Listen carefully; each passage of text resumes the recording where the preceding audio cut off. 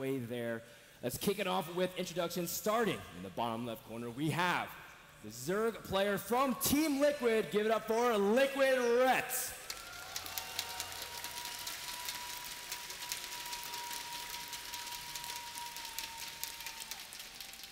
In the top right, considered to be one of the most feared Protosses in the world, and certainly the one with the widest range of possible openings.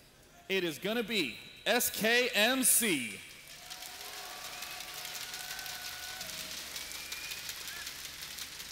You know, it's amazing to me with the kind of play that we've seen out of MC that he still fell to Stefano in the semifinals. I know, that's what blows my mind, and that's why I'm even more hyped, because Stefano's been playing so well, and he got a full 10 hours of sleep as well. That's another way of saying that he didn't make bad decisions last night. SKMC now doing the ring around a Rue. He's going to form, it looks like, what's close to a hexagon around the Zerg base. Spawning pool is down in the bottom left. And, you know, we've seen players like Scarlet build that pool at around 12, apply a little bit of pressure, but Rhett always builds it on 15. Do you think that sort of predictability is coming to haunt Rhett in this series? Yeah, I mean, that's kind of why they can time their hatcheries. MC waits for him just at the right time to block that hatchery, and that's got to be very frustrating for Rhett. Now, generally with the 1 pylon block, this is somewhat standard, but if you go for the 2 pylon block, this is a really effective way to set yourself up for a 2-base all-in as Protoss, because again, the most effective answer to it is denying creep spread. So denying the hatch gives you just an extra 30 or 40 seconds edge on that Zerg player. The thing is, though, that Daybreak, the third is a little bit longer than conventional means. Daybreak just kind of out of the way, especially with that ramp that provides such a long pathway. And Rhett is fighting with this probe. No. Oh, no. Oh, get out of there, drone, quickly. He's at 4 health. He needs to heal to 6. He's at 5. And now he's at 6. He's safe. He made it home. Yeah. Woo! Oh. One person there loves the healing mechanic. Plays a barbarian in Diablo 3. You won't believe how many healing buffs I have, dude. And I'm like, listen, I got to level 62. Wow, you got 60 to level as 62. well, that is. Oh, the English language. Well, Rhett will double expand at this point and just pretty much play standard from here, getting his expansion still at a pretty comfortable time. At the same time, MC able to get everything up at standard timings as well. Now, Daybreak, one thing I also really like about Daybreak just from a spectating view is that multiple styles are viable as well. Yeah. We've seen, actually, Protoss' favor really quick thirds, and MC is more than capable of grabbing it. We're talking about 8 to 9 minute mark. Yeah, I think that 8 to 9 minute early third is just so, it's fun, right? Because you're just focusing so much on defense. You have the best possible force field placements given your building setup. The big question is, how is MC going to set up those defensive buildings whenever he does go to the third? At this point in the game, MC hasn't really revealed what direction he's going in. Has a nice little, is this a wall off? I mean, I feel like there's an entrance here and an entrance here. Yeah, I mean, are these... I mean, I don't know if these buttons are going to help reveal this for me, but I mean, I think that's a little bit of it's like a forward cybernetics core. Yeah, I think MC, I mean, that's such a very peculiar path, but at the same time, MC's ways are not our ways, Sean. Well, yeah, MC's like, this is perfect. You want 2 entrances for Zerglings. And I don't care. If he said it, I'd be like, absolutely. That makes that makes sense to me. I agree with you, GSL winner. Liquid Rhett now just kind of backing up. Again, 6 minutes is the standardized gas timing in this matchup. That's when players pretty much have unanimously agreed that this is the typical way to get enough gas to both get some sort of tech up and get roaches up if need be, and get the ling speed up eventually. It's just a nice timing. Rhett delaying it just a little bit due to the delay of these 2 hatches. Yeah, and with that first Stalker coming out, MC, last time when he made, I mean, Rhett scouts all of this. When he saw this, it went through a 4-gate aggression, but MC gets the 2 gases extremely quickly this time, so he's switching it up even though it looks a lot the same. Liquid Rhett pulling back that Overlord. We're seeing the 2 gases now going down. That's quite a late gas. MC taking down the neutral supply depot at the bottom of his ramp. 2 geysers coming up for Rhett. No other tech, just starting to spread that creep. Again, needs the creep spread to be able to deal with some sort of early 2-base timing pressure. And Liquid Rhett sees the 2 gas geysers. This is always a big sign that there's aggression coming up. No doubt Rhett will be going layer first. Yeah, why do you need so much gas? And of course, it's all centered around this fast robotics facility. Rhett does have another Overlord, but he wants to peek in as close as he can. Meanwhile, Rhett's still spreading creep very faithfully. His drone saturation is pretty decent, but could squeeze in a little bit more. Now continuing to try to poke around with that Overlord to see if he can see anything on the outskirts. Liquid Rhett, I just think is so responsible with these Zerglings. Just as you were talking about the Overlords going around the outskirts to do scouting in the main, he has the Lings really aggressively checking around, pulling them back only at the last possible second, also monitoring the third. And as you were saying, now is about as early a time as you would see an early expand. MC does have 3 gateways building. We don't see any 4, 5, and 6. Or excuse me. Yes. 4 generally comes after 3. Go ahead, Frodan. It's all you. Well, MC does have an Observer Chrono boosted out. I mean, when you go for a quick Robo, sometimes you see the really fast Immortal out, so you can pump 3 Immortals out super quickly, have the Observer kind of rally and go for a push, but I'm really curious what MC wants to do from here. MC is building that first Immortal. Generally, 4 gateways with a Robo is a telltale sign of an expand. But we've been seeing players go 4 gate, see what the Zerg's doing, and then just go straight into 8 gates total since they delayed those follow-ups. And MC, interestingly, just going to the front. Not really doing anything with this Observer yet. Yeah, he's actually very active with a pack of Zealots and a Stalker to lead the way. And speed's almost done, so Rhett, if he gets enough units, could be able to trap him. But at the same time, MC, he could just be threatening to poke and then back right out. Oh, he's going for a Creep Tumor kill. Excellent little cute move here by MC. And it looks like these Zealots were actually on follow with the Stalker. We're just chasing it along, and now he's just moving up, picking off these Creep Tumors at a really odd time, and I think Rhett is actually a little underprepared for it.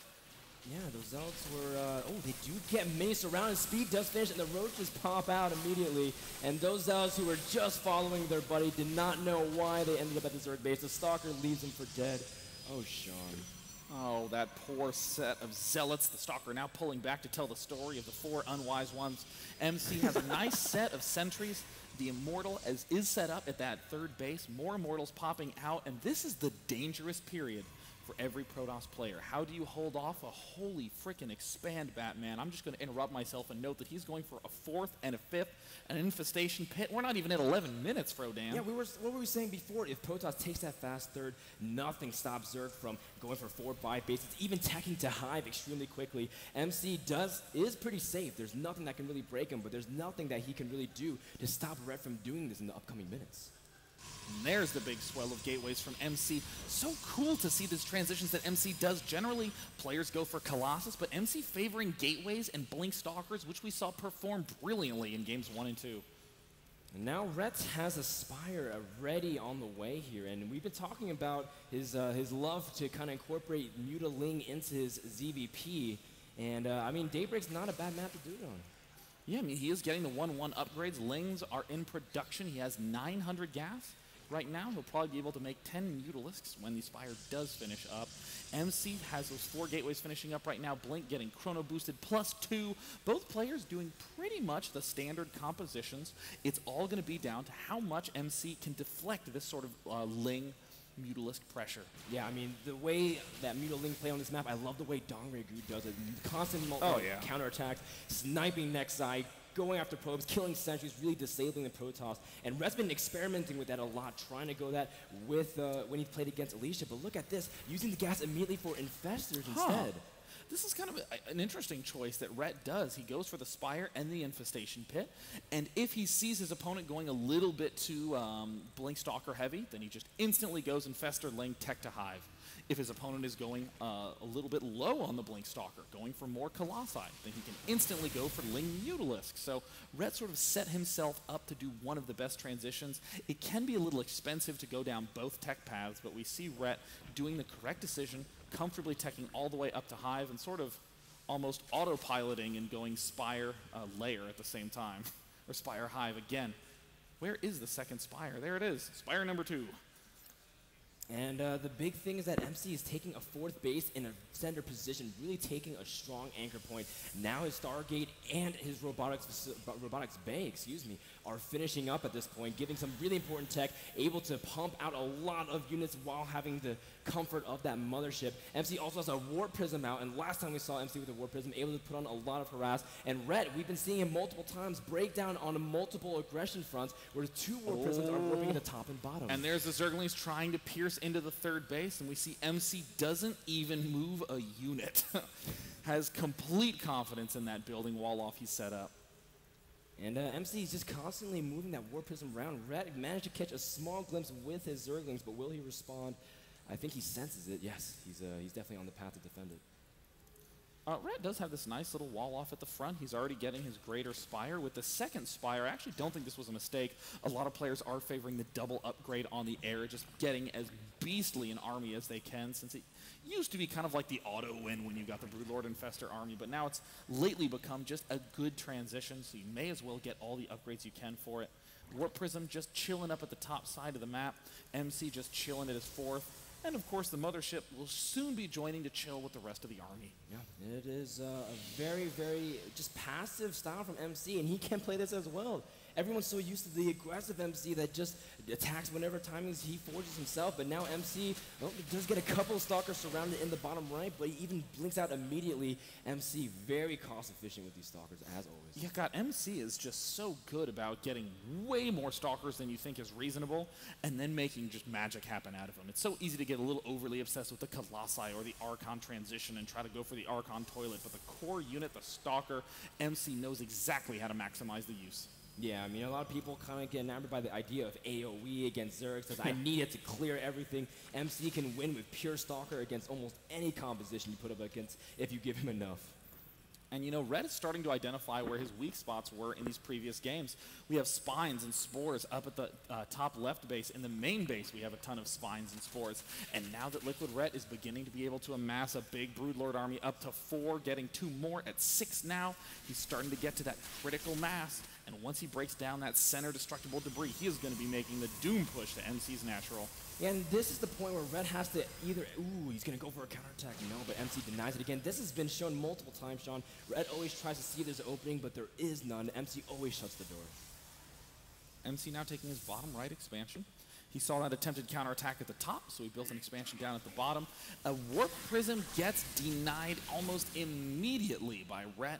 And that's always a confidence booster at this stage in the game. You've been trying to get to the Broodlords. Now that you're getting them, you've just sacrificed a lot of mobility. But man, Ret is just being so responsible with these defensive structures. Ooh, Ret does lose a lot of Zerglings in the bottom right after getting stormed. A nice bait from MC indeed. And a lot of Zerglings do end up dropping. But Ret loved that. He wanted to be able to trade just a little bit more units, a little bit more supply. And now he's got a lot of Broodlords. He's got 10, while he's got 11 Corruptors popping. Oh, I think Ret has finally managed to get to his max comfort zone. He's taking his 6th base, and you know, in conversing with Ret about what sort of things he's done to prepare for this event, trying to go for big attacks with Broodlord Infestor is less his focus with this Broodlord Infestor army. It's more to just snatch up this top and bottom expansions and put light pressure on this forward expansion.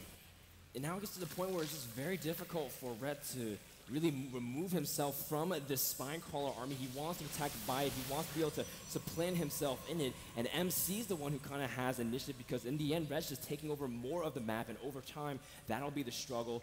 But at the same time, these upgrades from both players are amounting a lot. What do we see, Sean? We see a Graviton Catapult. Oh my God, the Graviton. Oh. And Carriers. 4 Stargates. Carriers. Oh. You know, to be honest, the carrier truly is the late game transition. Like the late game transition for Protoss against a Zerg. It is nearly impossible to break a Broodlord Infestor Corruptor mix with all the spines lining the map. The only cost-effective solution has to be the carrier. This is something that a lot of Protosses are neglecting to do, and I know in a lot of the practice games Ret has been training in, Protosses do stay on ground and do begin to lose at this phase. But again, we see freaking 8. Okay, now let's... Now, you know how sometimes in first grade they'd have like a jar of jelly beans and you'd guess how many are in there? Did you not have that? Did you have a I terrible did. I childhood? did. Okay, okay. Yeah, I did. So. It's like, we will not count jelly beans. We will only learn no recess. And Frodan was like, life's hard as a first grader, Well, but I went to don't Chinese worry. school, man. Oh, wow. we do. We count everything in Chinese school. So I want to play the game. Frodan, how many gateways are in the base? Oh my God. 15. Quickly, while nothing's going on, it looks like there's 16, 17, 24 plus 1, 25. 25 gateways, 2 more in production. And here now MC is beginning to push. We see the carriers in production. MC's going to try to put a little bit of resources, or excuse me, a little bit of food away in this engagement. And once again, Rhett is looking just as strong as he was on dual site. Yeah, I mean, a mini blade to try to snipe one of those Brew Lords. And at this point, MC is comfortable with trading that. And looks like MC does try to snag another one. But again, slowly trading so he can incorporate more carriers into his arm. There it is. This is a difficult transition to step to. Certainly the carriers are the effective choice to have, but to... Now, is that characteristic of the enthusiasm of the crowd, or is that just because nothing's been going on? A building went down. Holding up signs. Obama toss. Prime Minister toss. Woo! Oh, but MC, yeah, I mean, just like you said, it's really difficult at this part of the time. But, you know, both players are just, what else can I get? What else can I get? Rhett's getting +3/+3. MC's getting shield upgrades. That's the stage of the game. Because if they know one bad confrontation could mean everything. Yes. And I mean, just making sure that you can have this small force defend when it needs to. I mean, you have to throw away like a couple of units and then build 3 carriers. And then throw away a couple more units and then build 3 carriers. You can't just do what Zerg does and lose a whole Roach army and you have 50 larvae you can instantly replenish. With Protoss, it takes so long for those carriers to get built and then to add on the interceptors from then on. I mean, this is the slow game that Rhett wants, but he's got to be careful. He's low on corruptors. He has only 14. And I did use the word only. He's actually making 5 more Broodlords as well. He's reducing his anti-air capability. Oh, no. Oh, my gosh. Is Neural Parasite, has it been researched? Oh, it looks like Rhett has stepped to 210 of 200. He's borking the game. I see what you did there.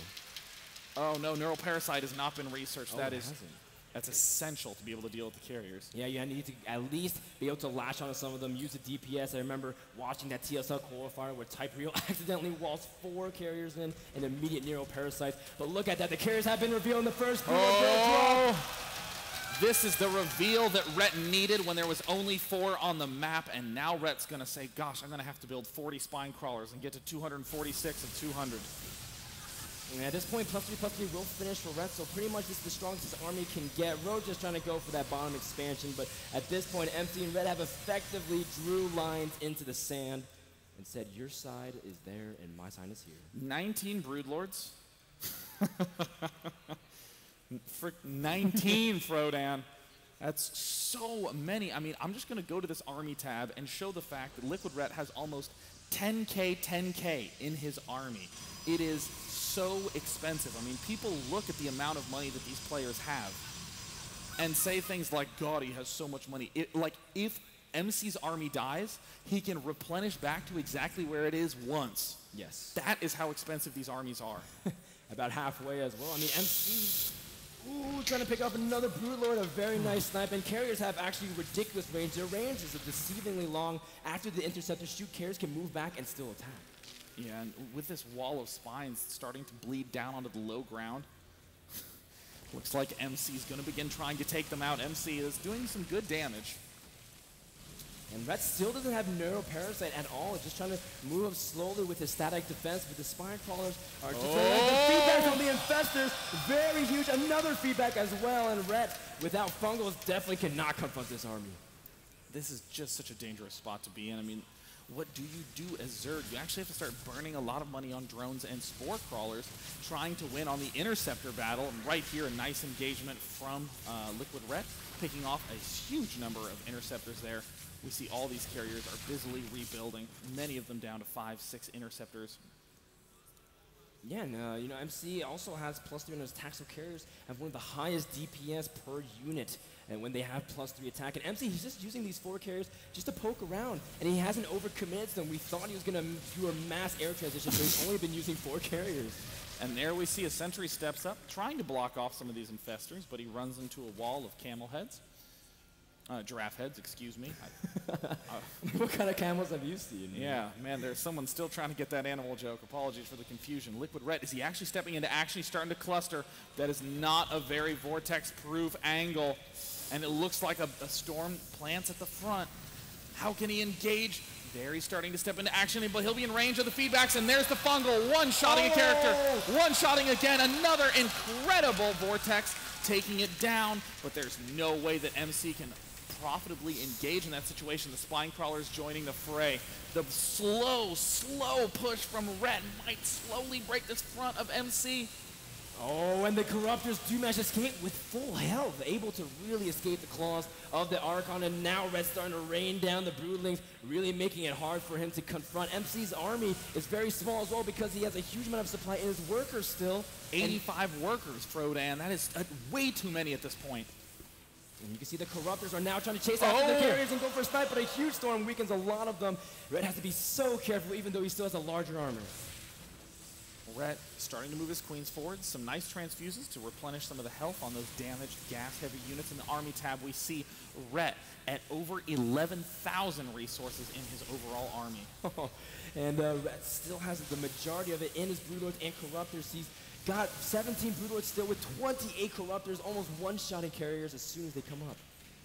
How many Templar does MC have on the map? He's at up to 11 right now. There's a storm. It's going to do some damage to these Broodlords, but MC will lose this center expansion. Red having to be very careful. Moving forward, he started to step away from the spine crawlers. Things are getting clustered up. It's such a dangerous situation. We see the Interceptors darting forward. And there, they managed to get nabbed. Be careful. Be careful. There's a lot of feedbacks going down. He's lost almost all of the Infestors. He only has 3 remaining. There are 2 remaining now. And the Vortex, oh no. Liquid Ret. Did he just lose all of his army? He's sending the Archons, Sean. It's only a matter of time before they power up, but how many did he send? I didn't mean to catch all of them. MC still has a lot of stocks. We're about to find out in just a couple seconds what's going to happen. And there's the blink forward. Liquid Ret, oh no! He's getting absolutely decimated from a max army down to 100. MC has 4 carriers stepping back into the fray. The army tab has plummeted from over 11,000 minerals and 9,000 gas to just under 5,000 combined. Oh, and the remaining Broodlords are getting picked up. The patience of MC has paid off. He is still maxed, and his bank is outrageous. You can see that Liquid Red's going to lose his top expansion as well, and MC, there's almost nothing stopping him, and his carriers are doing a phenomenal DPS. The Stalkers doing great support. Sean, this army from Protoss is so mighty. It's very hard, but there are 26 Corruptors on the way. Oh, Liquid Red, who had been patient for 20 full minutes, slowly extending forward, got overeager and went out of range of those essential spine crawlers. They were the only thing keeping those Archons away. But now with the 37 Corruptors from Liquid Red on the field and these brand new 8 Broodlords, he's going to try to hold off this army one last time and replenish enough to get back into the fray. There's the blink under the Broodlord count down to 4. So many Corruptors on the map. The Archons doing massive damage. More Stalkers getting warped in, and MC does the unthinkable again. Oh my goodness, so much damage being put out everywhere. Red can't hold any longer the center expansion. The Immortals and Archons are doing so much damage to the economy, and MC managed to take out all of the Broodlords. There's only 24 Corruptors left, and that is no good against a ground-based army, Sean. MC streaming in the 25 gateways he has back home, not even able to be used to their max capacity. He has 10K, 6K in the bank, and he is maxed again. Another stream of High Templar marching down to the bottom left. Oh my goodness, and MC is going to have so much more. I mean, there's really, what can Red do? He's making one last army. He's using the remainder of his bank, but at this point, he has no more money. He's not mining anywhere, so this is it. You can see even one Sentry force fielding trying to get in the fight saying, me too. Well, not you two. I just cannot believe, look at the resources lost tab. Was dead even and doubled in a matter of seconds, and there MC has just cleaned up the middle of the map. Was blinking back, he's just blinking back. Well, like Rhett is now working on the line of cannons and trying to see if he can move around with the Corruptors, but MC just has to eliminate his army one more time, and the Zerg extermination will be complete on Daybreak. MC blinks forward, taking out some of these Broodlords as well. You see that he does back up just to regather himself for another blink cooldown, but for the most part, Rhett is just, this is his last effort. This is the only thing he can do. Rhett is going to be up against 10 Archons and a Mothership with almost enough energy for another Vortex up to 91. We see the Infestor count beginning to increase. Liquid Rhett has almost 4,000 gas in the bank. A blink forward manages to get a good bunch of those Corruptors down, but he's just hit 100 energy. And the entire army is clustered together. Will it be another Vortex? Oh, no! Liquid Rhett. Every single Archon marching right in. Liquid Rhett tries to throw down a couple of fungals. But SKMC says good game. And with the Vortex popping out, see ya later. MC at 3-0 at match point in game 4. And this is just so fearsome because MC's playing the passive style. His style, everything he's doing is working. And this comes to the point of Sean in a series where it's just desperate because MC's doing everything. It seems like anything he does is working. Yes. I mean, and if you list off what Liquid Rhett has been trying to do, he's been going Ling Roach aggression, Ling Roach Infestor aggression. He's been trying to deal with these one-gate plays. He just got to get the money army up, was in perfect position, and one subtle misstep, getting beyond the creep, immediately wiped him off the game. In Liquid Rhett's eyes, I mean, you're in the worst situation ever. It's not, I need to do this strategy. It's, well, I need to do the same strategy just perfectly. Ooh, look again, those feedbacks. If we take a closer look at the action, man, really sectioning off those Infestors and then able to land this money Vortex, able to catch almost all of the army. And there we see no creep nearby. The Archons leapt in. Weren't a lot of Archons there. And this is the moment where Rhett started to realize, oh my gosh, I think I might be able to break forward. And there we see all those units stepping away from the creep. The Corruptor sitting in the middle, taking massive damage, and Rhett's army plummeting down to nothing in a matter of seconds. Well, Sean, Rhett has a huge tall order. Winning 400 Garou against MC is something very few people can do in the world. But we're going to find out when we come back for game number 4 between Rhett and MC. Don't go anywhere. I am Frodan. I'm Day 9. Match point. Stay tuned.